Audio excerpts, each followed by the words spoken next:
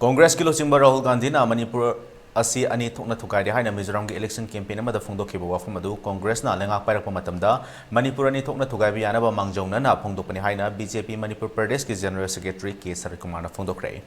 wafam asing asi ni taipa chuthekta leiba thambal sangle da pangtokhiba paugi mifam amada mahakna phongdokhibani mahakna makata aduna Manipur ki chief minister oiramba amadi lawmakers sing MLA kaya yauna opposition party tarana thasi ki tarani thoida governor da memorandum piba chakhiba khungchat adu da yawba miyoi fare haina wakat lakpa asi angakpa poi makoina silent zone gi wahan thok khangdana peace rally ni haiduna chakhiba thong adu laibak thibani lawmaker oiramba singna silent zone gi wahan thok khangbiu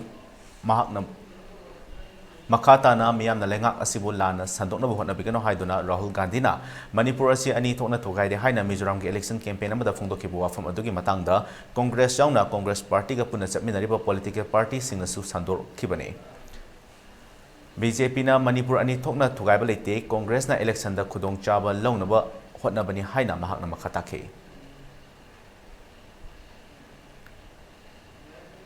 Governor like the governor unaba chatkani haidana chaliba rally do adu moina hairiba silent na thugaina hona bane memorandum sumna ge memorandum piba chatpagi oiragadi magi secretary da or edi sudana tra kananu sta am do pige haiba oiragadi miyam khak tharga piru busu ya kari maram ge damakta ain bu makuta pairaga sinaba yadi haiba khangiba aduguma luchingba singa do aduna ain du thugairaga chatpa matamda oihiba thokriba thokdo singa do madu yamna laibak theba thonin sautu amani ana Manipur itihas ta lengdan lehorga da Chief Minister ma yauna home pairamba yauna adu ain sememba ma yauna ain hujujuk semiba assembly speaker oiramba MLA oirba yauna ain thugaina mohona gi habase amasidi maine khina samna su kokpa yaro jo famne adigi atop wafam mamana moina hai senrul di BJP gi MLA gi minister kan thobuni puthoro yes chedu puthoro BJP gi MLA na mantri na moina puthoro kani habdo puthoro adu puthoro buda koi most welcome Sigumba mina thazaroi daba haibya daba wa tawya daba mayam ama hairaga vote paramaga mohana karaktraba kabasung amaroi daba mayam amana Manipur si irang thokna naba sinba BJP gi appeal di Manipur praja punamakta silinau sing italisi sing khuthanga ekoi appeal tawjari madudi Manipur se ekoi amutang shanti leina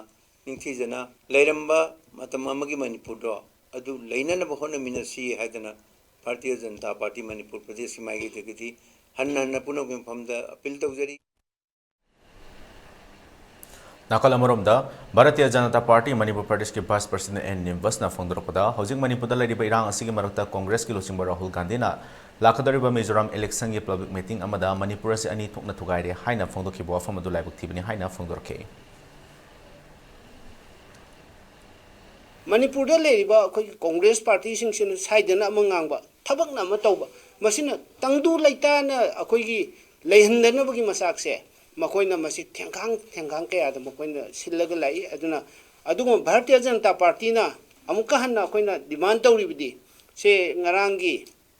Rahul Gandhi gi mahaki Mizoram gi election gi rally amada mahangna Mizoram da satle haraga Manipur gi hojik leiriba irang si maduena North East ki mafam state atai se